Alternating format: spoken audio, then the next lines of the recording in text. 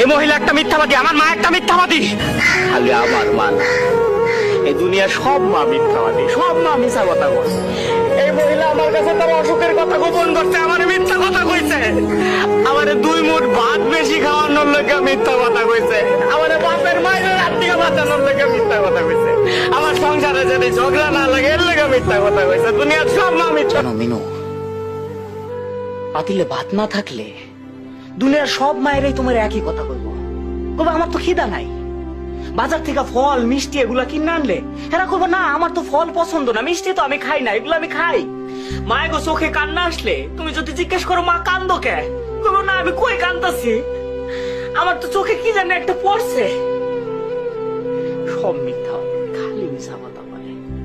নিজের কষ্ট নিজের বুকের মধ্যে চাইপা রাখে, আর বাইরে থেকে এমন একটা ভাব ধরে যে তারা খুব সুখে আছে, খুব আনন্দে আছে। সন্তানদের কোনোদিন বুঝতে দেয় না যে তারা কষ্টে আছে। ওই মা বাবার দোয়া নাও, কপাল পুরিও না রে সন্তান। যারা মা বাবার বরদোয়া নিয়েছে জীবনটা ধ্বংস হয়ে গেছে। ওরে নবীর উম্মত, টাকাওয়ালা মনে করতেছো টাকার গরমে তুমি আজকে মাস্তান। আল্লাহর কসম, না না, তুমি যত বড় টাকার মালিক হও, তোমার পেছনে মায়ের দোয়া।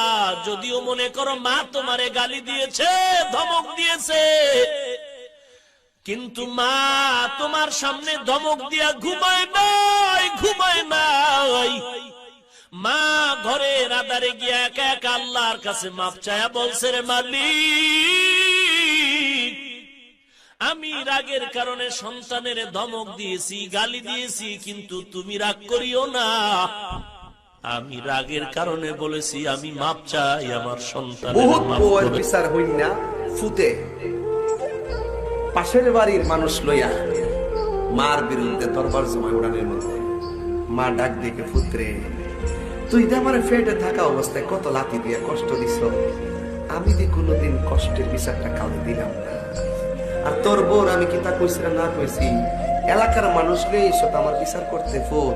এলাকার মানুষ না জানায় যদি আমার ঘরের বিচারটা তুই আমার জুতা দা বাইরে কইরা লইতি, আমার দুঃখ লাগতো না। কি লাগে ফুট ঘরের খবরটা বাইরে জানাইছ, আমি কি ছোট হয়েছি না তোর ফুতের কাছে? হে বিয়া বইছে বেটা, ঠিক কিনা বলেন? বেটার গোষ্ঠী আজকে প্রত্যেকটা ফ্যামিলিতে বুড়া বাপ মাটা অবহেলার পাত্র। নিজের যখন